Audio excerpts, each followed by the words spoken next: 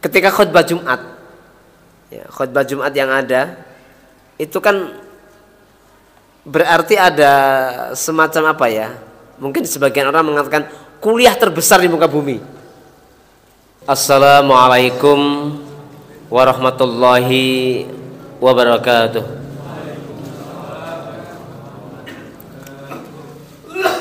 Alhamdulillah, alhamdulillahi rabbil alamin. Nahmaduhu wa nasta'inuhu wa nastaghfiruh wa na'udzu billahi min syururi anfusina wa min sayyiati a'malina. May yahdihillahu fala mudhillalah wa may yudlilhu fala hadiyalah. Asyhadu an la ilaha illallah wahdahu la syarikalah wa asyhadu anna Muhammadan abduhu wa rasuluhu la nabiyya wa la rasula ba'dah. Allahumma shalli wa sallim ala Muhammad wa ala alihi wa ashabihi wa man tabi'ahum bi ihsanin ila yaumiddin. Ayyuhal hadirun rahimakumullah, usikum wa iyaya nafsi bi taqwallah faqad fazal muttaqun wa la tamutunna illa wa antum muslimun. Para bapak dan ibu, saudara-saudari, hadirin wal hadirat jamaah pengajian rahimakumullah,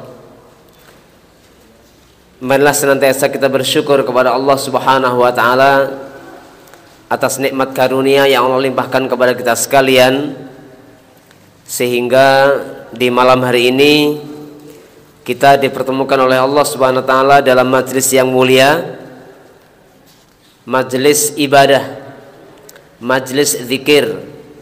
Setelah kita melaksanakan sholat maghrib dengan berjamaah, kita lanjutkan dengan thalabul ilmi sampai nanti insyaallah datangnya waktu isya. Semoga berhentinya duduknya kita di majelis ini bagian dari ar-ribat, bagian dari menunggu waktu sholat yang satu menuju waktu sholat yang berikutnya. Salawat dan salam semoga senantiasa tercurah kepada junjungan kita Nabiullah Muhammad sallallahu alaihi wasallam, ahli keluarga dan seluruh sahabatnya dan seluruh pengikutnya, serta semoga kita menjadi hamba-hamba Allah yang kelak berhak mendapatkan syafaat beliau di hari kiamat. Amin. Sidang rahimakumullah, pada pertemuan malam hari ini ngaji kita terkait dengan at-tarbiyah, pendidikan. Bahwasanya dalam Islam nyaris tidak terpisah baina dakwah wa tarbiyah.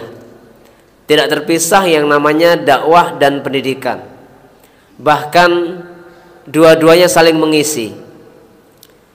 Dakwah itu di dalamnya ada at-tarbiyah. At-tarbiyah di dalamnya juga ada ad-dakwah. Sehingga dua hal ini tidak bisa dipisahkan satu dengan yang lain. Bahkan dua hal ini menyatu satu dengan yang lainnya. Karena itu jamaah rahimakumullah, tidak salah kiranya ketika pembahasan dakwah maka di situ pula dibahas pendidikan at-tarbiyah. Ketika dibahas tarbiyah, di dalamnya pasti ada pendidikan, ada pembahasan tentang ad-dakwah itu sendiri. Pada kesempatan malam hari ini kita akan melihat beberapa hal yang ditulis atau dikutip oleh para alim terkait dengan maidanut tarbiyah, wilayah pendidikan, medan pendidikan. Paling tidak ada beberapa hal. Yang pertama adalah al-usrah, keluarga. Kemudian yang kedua adalah al-masjid. Lalu yang ketiga adalah madrasah. Dan yang keempat adalah masyarakat lingkungan kita. Sidang rahimakumullah, kita lihat masjid dulu terkait dengan hal ini, karena Rasulullah SAW ketika beliau melancarkan dakwahnya di kota Madinah itu, ternyata yang beliau bangun pertama kali bukan rumah kediaman beliau, tapi adalah masjid. Sidang rahimakumullah,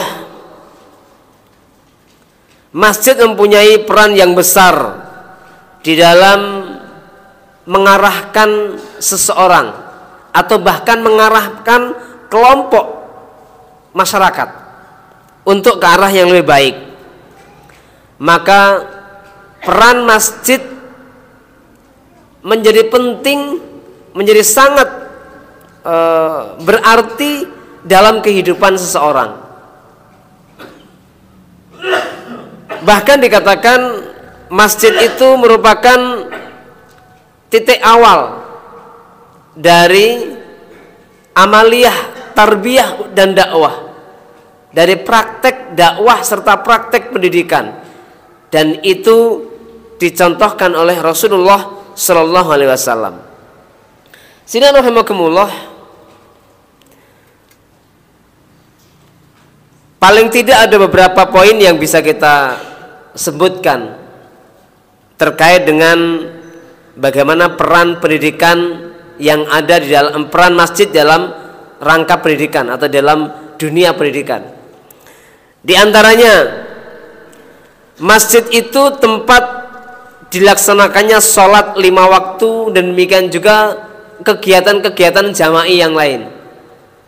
Sholat Jumat termasuk dalamnya sholat-sholat yang sifatnya berjamaah.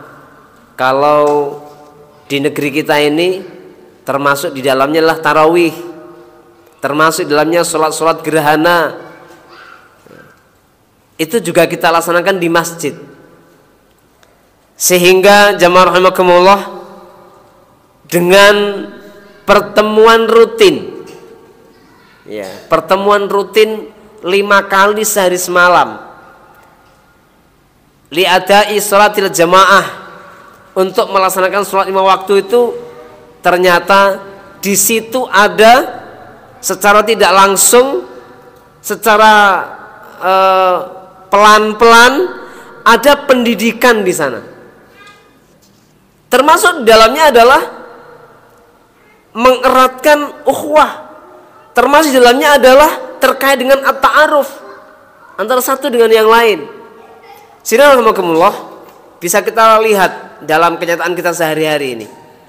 Ketika seorang rutin ke masjid, masyarakat sekitar masjid itu berduyun-duyun ke masjid 5 kali sehari semalam. Kemudian suatu saat mungkin ada 1 atau 2 atau berapa orang di antara kita, di antara jamaah rutin tadi itu nggak kelihatan, maka pasti akan menjadi pertanyaan satu dengan yang lain. Di mana si fulan? Sehari ini kok nggak kelihatan? Di mana si fulan? 2 hari ini nggak kelihatan? Atau jangan-jangan sakit? Atau mungkin safar dan yang lain-lain? Itu terbentuk dengan sendirinya ketika pertemuan rutin 5 kali sehari semalam kita laksanakan di masjid. Dan itu jamaah rahimakumullah akan menautkan hati satu dengan yang lain. Kalau keberangkatannya, kalau titik tolaknya tulus karena Allah Subhanahu wa ta'ala, itu pasti akan terjadi. Dan ternyata dari situlah Rasulullah SAW membangun masyarakat. Kemudian jamaah rahimakumullah, yang kedua, di masjid itulah juga bisa dikenalkan, terdapat di sana halakoh-halakoh, ya, halakotul ilm, ya, majelis-majelis ilmu, lingkaran-lingkaran kecil.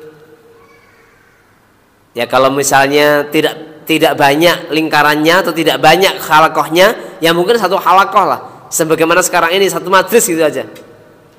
Yang di situ akan dikenalkan al-halal wal haram, dikenalkan mana yang baik, mana yang buruk, dikenalkan mana yang boleh dan mana yang tidak boleh, dikenalkan tentang pentingnya tauhid, dikenalkan tentang bahayanya serta dilarangnya syirik. Dan disitulah jamaah rahimakumullah Islam mulai dilakukan, Islam mulai diajarkan dan diperkenalkan. Sungguh sekiranya, kata Aisyah radhiyallahu anha, sekiranya yang diturunkan pertama kali itu adalah perkara tentang halal dan haram, maka nanti ada orang yang akan tidak mau meninggalkan yang haram dan tidak mau melaksanakan yang halal. Maka pertama kali yang ditekankan atau diajarkan oleh Rasulullah SAW sebagaimana risalah yang pertama kali terkait dengan apa? Terkait dengan pembenahan tauhid, terkait dengan pembenahan akidah, terkait dengan kepercayaan usuluddin. Satu diantaranya terkait dengan masalah pembalasan. Iman akan adanya hari kiamat itu kan bagian dari usuluddin, bagian dari pokok-pokok agama. Ketika kaum muslimin, ketika seorang manusia, seorang hamba Allah sudah menetap hatinya dengan Islam, sudah terpatri dalam hatinya akan adanya pembalasan, yang baik akan dibalasi jannah, yang jahat atau yang buruk nanti ada ancaman neraka, itu sudah terpatri dalam kehidupannya, sudah terpatri dalam pikirannya. Baru kemudian diturunkan perkara-perkara halal dan haram. Dan itu dimulai dari masjid. Jamaah rahimakumullah,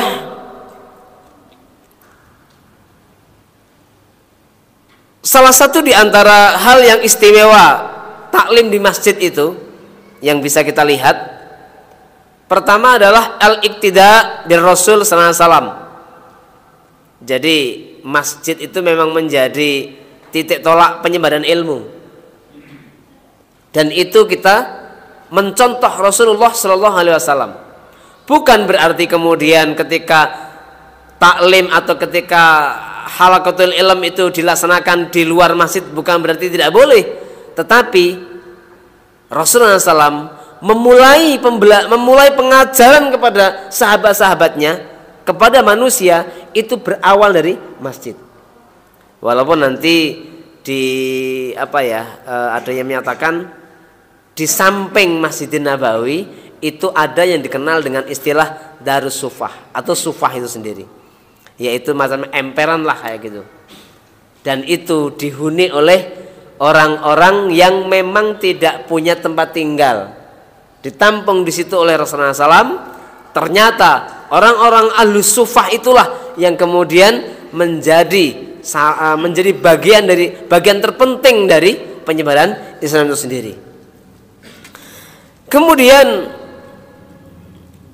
yang berikutnya diantaranya adalah fadlut ta'allum fil masjid, menjadi salah satu keutamaan ta'allum atau belajar di masjid. Rasulullah SAW dalam sebuah hadis bersabda, majtama'a qaumun fi baitin min buyutillah, tidaklah ada satu atau sekelompok orang berkumpul di satu rumah di antara rumah-rumah Allah SWT, maksudnya di masjid maksudnya, yatluna kitabullah, mereka membaca kitabullah, wa yatadarasunahu bainahum, saling mengajarkan satu dengan yang lain di antara mereka, illa hafathumul malaikah, tidaklah ada majlis seperti itu melainkan malaikat itu akan merundukkan atau menaungkan sayap-sayapnya, wa nazalat alaihimus sakinah, dan as-sakinah turun pada mereka, rasa tenang, rasa tentram turun kepada mereka. Wa ghasyiyatuhumur rahmah, ar-rahmah juga menaungi kepada mereka. Wa dzakarahumullahu fiman indah, dan Allah akan sebut-sebut ahlu dzikir tersebut, Allah akan sebut-sebut orang-orang yang terlibat di situ di sisi hamba yang ada di sisi Allah Subhanahu wa taala. Siapa itu? Malaikat. Maksudnya Allah Subhanahu wa taala akan ceritakan orang-orang yang ada di masjid itu kepada malaikat yang ada di sisi Allah Subhanahu wa taala. Wa man abta'a bihi amalahu lam yusra' bihi nasabahu. Maka barang siapa yang dikatakan lambat mengamalkannya, maka dia belum cepat mendapatkan bagiannya. Sidang rahimakumullah, ini bagian dari keutamaan masjid. Kemudian termasuk di antara kemanfaatan masjid atau pentingnya masjid di dalam rangka pendidikan itu ta'alimun nas min khilal khutab wal mawaid, adanya pembelajaran kepada manusia di tengah-tengah khutbah ataupun nasihat-nasihat. Jamaah rahimakumullah, bisa kita bayangkan ketika khutbah Jumat, ya, khutbah Jumat yang ada itu kan berarti ada semacam apa ya? Mungkin sebagian orang mengatakan kuliah terbesar di muka bumi. Dan itu berlangsung full dari Jumat. Kan bumi kita ini dalam sebuah teori bulat. Waktu itu berjalan urut terus begitu. Maka di hari Jumat ini 24 jam itu ada khutbah. Kalau begitu 24 jam ini ada khutbah di hari Jumat itu. Karena ada yang, ya sekarang kita jam berapa ini sekarang kita? Katakanlah jam 7 kurang sekian menit. Sekarang masih ada yang masuk waktu Jumat. Terus seperti itu sampai penuh 24 jam ini. Kalau di situ setiap khutbahnya katakanlah misalnya 15 menit. Ini kita bawa sekarang ke komunitas atau ke sebuah tempat regional ya. Katakanlah kita di Lampung ini misalnya ya. Lebih sempit lagi di kota kita ini, di metro. Waktu sholat zuhur tadi kita masuk jam berapa zuhur kita? Jam 12.05 menit. Azan paling azan sekitar 5 menit. 12.10 sampai rata-rata 12.20 atau 12.25 tadi siang itu terjadi tausiah terbesar serentak.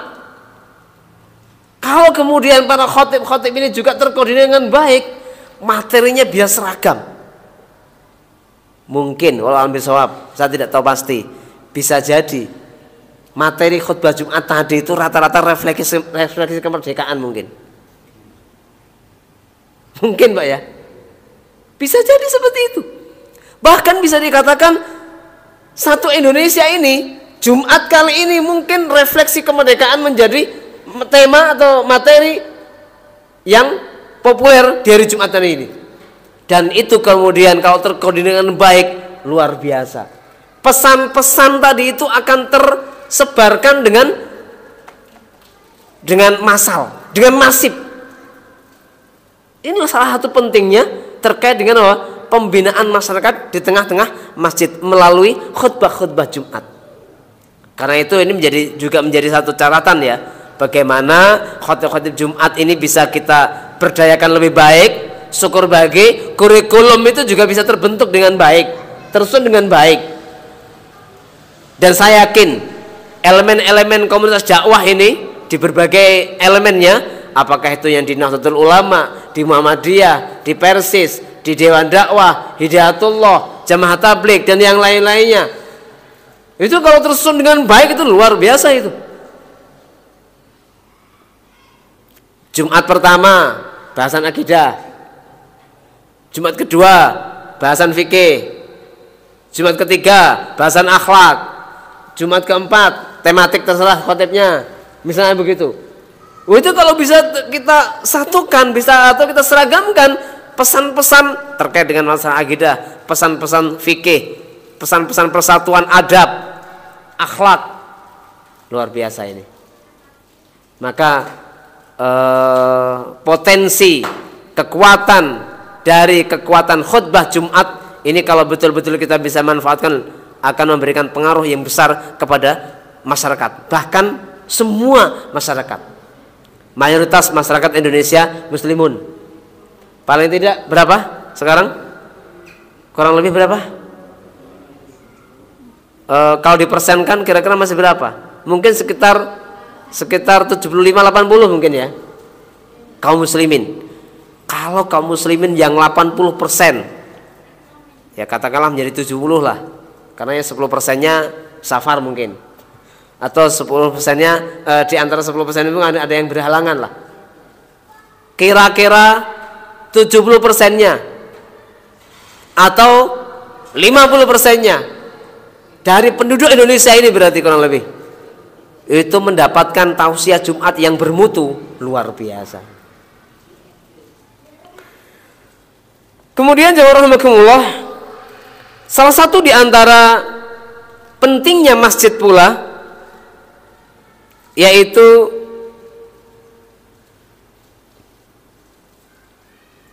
masjid akan menjadi salah satu poros, salah satu simpul untuk membenahi kekeliruan-kekeliruan umat. Maka para mas'uliyatul masjid, orang-orang yang di situ memang diamanai untuk menjadi manajemen masjid, harus peka dengan apa yang terjadi di tengah-tengah masyarakat. Apa yang terjadi dari sisi pemikiran ya, pola pikir, dari sisi perbuatan ya, pola tindak, dari sisi pola ucap. Karena di situ akan menjadi salah satu simpul, salah satu markas, salah satu simbol tadi itu untuk pembenahan umat. Sehingga ketika ada beberapa penyelewengan atau kekeliruan di tengah-tengah masyarakat, masjid akan menjadi tolak ukurnya. Dan yang saya rasakan dan saya dengar informasinya, salah satu di antaranya adalah Al-Jihad ini memang menjadi salah satu di antara dilihat oleh masyarakat umum, masyarakat metro. Kalau kota, konon kabarnya kota yang kemudian menjadi tolak ukur dinamika Indonesia itu diantaranya jelas ya Jakarta, kemudian Solo, kota-kota metropolis yang lain, Surabaya, Bandung, Medan, Makassar, itu menjadi kota-kota yang bisa menjadi tolak ukur dinamika sebuah negeri. Kalau Indonesia paling tidak itu. Dan saya yakin itu juga berangkat dari simpul-simpul penting di tempat-tempat tersebut. Nah, masjid mempunyai peran yang penting untuk itu. Madinah itu poros pembinaannya itu Masjid Nabawi. Tentunya pada masa Rasulullah SAW dan para sahabat berikutnya. Kalau sebelum Rasulullah hijrah ke Madinah, ya tentunya tempat yang kemudian dijadikan sebagai pusat peradaban di kota Yathrib sebelum jadi Madinah, itulah yang menjadi pusatnya. Kalau Makkah itu sendiri jelas di perempatan yang kemudian sekarang menjadi Ka'bah itu, yang sekarang menjadi masjid Haram itulah yang memang menjadi pusat peradabannya. Secara regional itu bisa diciptakan oleh komunitas manusia. Itulah pentingnya salah satu di antara pentingnya masjid menjadi salah satu poros perubahan, poros dinamika masyarakat yang ada. Kemudian jamaah rahimakumullah, termasuk di antaranya pentingnya masjid dan kemudian dimanage dengan baik, itu juga menjadi salah satu pengendali keseimbangan masyarakat. Maksudnya adalah perbedaan antara kaya dan miskin. Dan ini menjadi satu PR masjid yang cukup berat ya. Mungkin belum semua masjid kita mampu untuk itu. Yang saya maksudkan adalah masjid punya peta peta kesejahteraan masyarakat. Mana-mana rumah-rumah atau KK yang sejahtera, pra-sejahtera, yang kemudian miskin, yang kemudian kaya, oleh masjid bisa dipetakan. Disitulah salah satu di antara upaya untuk mengamalkan ayat khudz min amwalihim shadaqatan tutahhiruhum wa tuzakkihim biha wa shalli alaihim fa inna salataka sakanun lahum. Al-ayah. Ambillah dari mereka sedekah, maksudnya zakat. Khudz min amwalihim, ambil dari harta mereka sedekatan. Tutahhiruhum, yang nanti akan menjadi apa? Pembersih bagi mereka. Wa tuzakkihim, pembersih mereka dan pensuci bagi mereka. Wa shalli alaihim, dan doakan mereka. Fa inna salataka sakanun lahum, karena doamu itu akan menjadi ketenangan bagi mereka. Dalam hadis, ambil zakat dari orang kaya untuk dikembalikan kepada orang fakir, orang miskin dari kalangan mereka. Disinilah fungsinya peta sosial dari itu. Maka masjid harus tahu manajemen masjid yang bagus. Salah satu diantaranya merambah ke situ, merambah mana-mana yang termasuk keluarga fakir, keluarga miskin, keluarga sedang, keluarga kaya. Itu bukan dalam rangka untuk membeda-bedakan, tapi tidak lain tidak bukan adalah sebagai bentuk untuk pemerataan. Karena berangkat dari ayat tadi itu, zakat itu diambil dari kalangan kaya kaum muslimin untuk dikembalikan kepada kalangan fuqara dan masakin dari mereka. Itu yang terpenting. Kalau dari kalangan mereka sudah mencukupi, maka boleh kepada yang lain-lainnya. Maksudnya kan kadang-kadang ada pertanyaan, boleh nggak sih non muslim mendapatkan harta zakat? Siapa yang melarang? Tidak ada yang melarang. Tetapi memang yang diutamakan adalah fuqara'u minal muslimin, al-masakin minal muslimin. Ketika fuqara dan masakin kaum muslimin sudah tercukupi, atau bahkan dalam satu kesempatan di masa Khalifah Umar bin Abdul Aziz, konon kabarnya seperti itu, harta zakat itu sampai-sampai tidak bisa dibagi. Kenapa? Karena memang sudah tidak ada yang layak menerima zakat, saking sejahteranya, sehingga harta zakat masih numpuk di Baitul Mal. Allahu Akbar. Tentunya kesejahteraan non muslim itu juga tidak terabaikan pada masa-masa pemerintahan atau pada masa-masa penguasa kaum muslimin seperti tadi itu. Baik. Jadi terkait dengan masalah ini jamaah rahimakumullah, salah satu di antara fungsi masjid, manajemen masjid yang bagus, salah satu di antaranya adalah dilengkapi dengan peta sosial tadi itu, peta kesejahteraan tadi itu. Dalam rangka untuk apa? Mengimplementasikan ayat khudz min amwalihim shadaqatan tutahhiruhum wa tuzakkihim biha. Termasuk di antaranya zakat itu diambilkan dari kalangan kaya untuk dikembalikan kepada kalangan fakir dari kalangan kaum muslimin. Kemudian jemaah rahimakumullah, tadi sudah saya singgung, peran masjid itu menjadi sarana ta'aruf tadi itu. Ijadut ta'aruf bainal muslimin alladzina yastami'una fil yaumi 5 marrat. Nah tadi ya, menjadi wahana saling mengenal kaum muslimin satu dengan yang lain melalui pertemuan rutin 5 kali sehari semalam. Inilah salah satu pentingnya atau katakanlah misalnya Pak, kurikulum yang mungkin tidak kita sadari gitu ya, dari dilaksanakannya sholat berjamaah di masjid. Dan luar biasa ini, salah satu di antara pengaruhnya jamaah di masjid itu takliful qulub Pak ya. Takliful qulub itu apa? Terpautnya hati kita satu dengan yang lain akan terpaut dengan baik.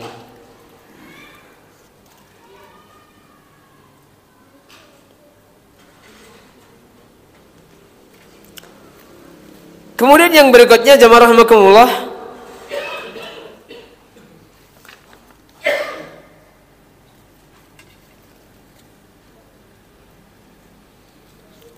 yang berikutnya salah satu di antara hal yang bisa kita lihat dinamika di masjid dari sisi pendidikan, yaitu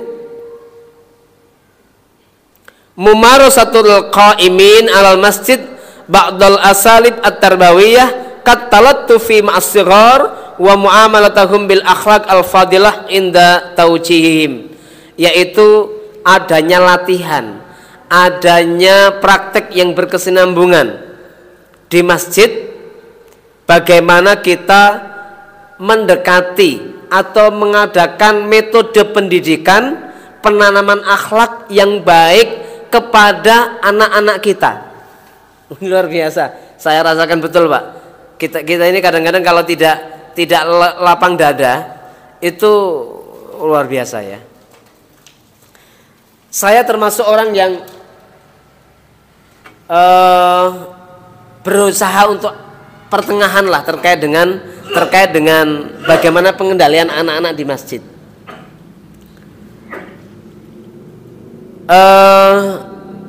Jangan larang anak-anak kita ke masjid, tetapi juga jangan dibiarkan mereka ribut. Ini memang harus bijak di dalam menyeimbangkan dua hal ini Pak. Jadi kadang-kadang kan kita mendapati kadang-kadang ada yang berlebihan sebagian satu sisi aja ya. Biarkan di masjid, kalaupun ribut nggak apa-apa, dunianya mereka atau alamnya mereka masih main. Juga nggak boleh begitu. Dimarahi ya jangan. Maksud saya adalah ketika mereka itu yang dikenal di masjid itu hanya dimarah-marah saja, nanti lalu yang terpatri dalam mereka, ngapain saya ke masjid? Di masjid pun saya dimarah aja akhirnya. Kalau kita salah penerapan, nanti yang ada di masjid, yang ada dalam benak mereka itu, akhirnya mereka nggak mau ke masjid. Tapi ketika mereka itu ribut, ketika mereka itu kemudian mengganggu, itu juga jangan dibiarkan. Harus tetap ada taujih, tetap ada pengarahan yang baik kepada mereka. Tentu memang satu orang dengan orang lain berbeda-beda kemampuannya untuk memberikan pengarahan itu. Maka dalam hal ini antar kita memang diuji kesabarannya, antar kita diuji saling lapang dadanya. Apalagi kalau mohon maaf Pak ya, kan kadang-kadang ada yang orang tua itu rodosensi dengan orang lain. Mungkin ada yang menegur anak kita dengan agak keras, kemudian kita mungkin merasa kurang nyaman. Ketika melihat memang anak kita itu perlu pembinaan, perlu pengarahan, maka kita juga harus adil. Harus adil kita. Suatu saat mungkin anak kita diberi pengarahan agak keras oleh saudara kita. Kita lihat saja. Oh ya, mungkin anak kita memang membutuhkan pengarahan yang lebih keras. Sementara mungkin kita tidak mampu untuk itu. Kadang-kadang seperti itu. Disinilah yang saya sampaikan itu, kelapangan dada kita betul-betul diuji satu dengan yang lain. Kalau anak-anak kita jauh dari masjid, lalu siapa nanti yang akan melanjutkan kita Pak? Khawatir kita terjadi gap yang jauh antara satu generasi dengan generasi berikutnya. Ini nggak boleh terjadi. Ini harus kita rawat. Balita itu, anak-anak yang masih kecil tadi itu, memang ketika berada di masjid harus diawasi oleh orang tuanya. Namun ada juga yang kemudian di kalangan salaf itu dianggap gini, anak-anak yang balita itu memang betul-betul ketat dari orang tuanya, sampai-sampai ibunya yang mengawasi. Ada juga yang memberi satu pemahaman begini. Ini tentunya satu dengan lain berbeda-beda Pak. Sekali lagi berbeda-beda satu dengan yang lain. Kalau balita ada orang yang tidak mengizinkan dibawa ke masjid, kalau masih balita. Karena yang boleh ke masjid itu adalah yang sudah mumayyiz. Kapan sih mumayyiz itu? Atau kapan sih tamyiz itu? Maksudnya tamyiz itu bisa diomongin, bisa diajak bicara. Anak-anak yang sudah mulai mengerti mana baik, mana buruk. Dan itu biasanya usia 4 tahun ke atas atau bahkan kadang-kadang ada yang usia 5 tahun ke atas. Sehingga ada di antara orang tua itu yang tidak membolehkan anaknya pergi ke masjid ketika belum usia 5 tahun, ketika belum usia 6 tahun. Mungkin ada yang seperti itu, nggak boleh kita salahkan. Sementara ada anak-anak yang mungkin bawaannya kalau dibawa ke masjid ya sudah diam aja, diam, dengarkan, tenang, nggak ribut. Kalau yang seperti itu nggak mengapa, dari kecil pun nggak apa-apa dibawa ke masjid. Tapi kalau anak yang aktif, anak yang betul-betul ribut, itu juga harus kita lebih kuat di dalam pembinaan dan pengendaliannya. Bahkan mungkin saja sampai pada tahap tertentu si fulan ini jangan bawa ke masjid.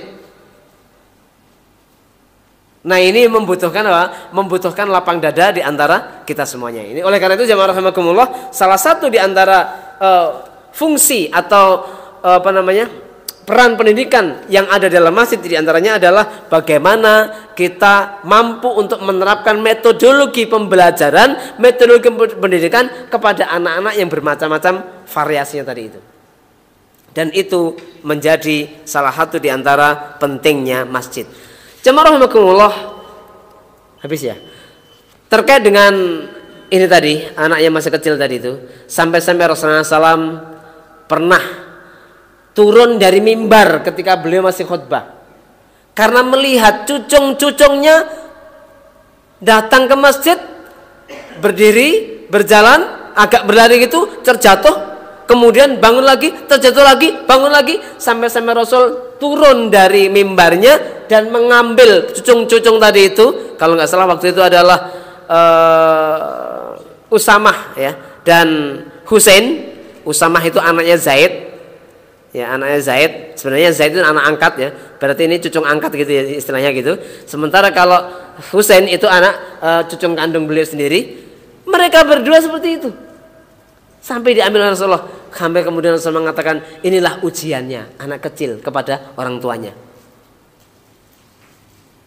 Untuk diarahkan yang baik-baik.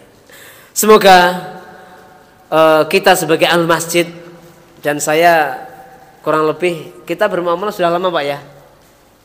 Kalau saya berkecimpung di Al-Jihad ini kurang lebih dari 95, itu sekarang sudah 2024, maknanya kurang lebih 30 tahun Pak. 29 tahun atau 30 tahun. Bapak-bapak mengenal saya juga mengenal bapak-bapak dari sisi karakter umumnya begitu. Dan jamaah-jamaah ini anggota satu dengan yang lain, pergantian generasinya paling tidak saya juga mengerti walaupun tidak seluruhnya. Dari sejak masih ada Allahyarham Pak Ahmad Lazim, Allahyarham Pak Sugito, dan selanjutnya Allahyarham Pak apa namanya, Pak Farudin, dan terus seperti itu. Inilah perjalanan generasi kita Pak. Setiap kali saya datang ke sini terbayang oleh saya generasi-generasi itu, beliau-beliau itu, mereka-mereka itu yang termasuk mencetak saya, mereka-mereka yang telah mewariskan kita seperti ini. Nggak bisa kita pungkiri Pak. Dan itu yang akan kita wariskan pula kepada generasi kita nanti. 10 tahun, 20 tahun, 30 tahun ke depan, mereka-mereka anak-anak yang tadi masih ribut-ribut tadi itu mungkin yang akan menjadi pengurus masjid ini. Itu seperti itulah sunnatullah kehidupan itu seperti itu. Maka marilah kita jadikan masjid ini betul-betul menjadi apa ya, wahana pembinaan generasi, wahana pendidikan generasi, dan itu yang akan kita tinggalkan pada masyarakat kita ini, dan itu pula yang akan kita jadikan hujah di hadapan Allah Subhanahu wa Ta'ala. Ini nggak boleh kita biarkan. Ini menjadi bagian dari amal jamaah kita Pak. Berbanggalah, berbahagialah bapak-bapak menjadi bagian dari Al-Jihad ini. Syukuri apa yang ada ini. Insya Allah akan menjadi amal kebajikan kita, menjadi amal jariah kita. Baik, hadanallahu wa iyyakum ajmain. Yang benar dari Allah SWT, yang salah saya pribadi, astaghfirullahaladzim nasallallahu subhanaka Allahumma bihamdika asyhadu an la ilaha illa anta astaghfiruka wa atubu ilaik. Assalamualaikum warahmatullahi wabarakatuh. هبت كالريح قوية جبت كالنار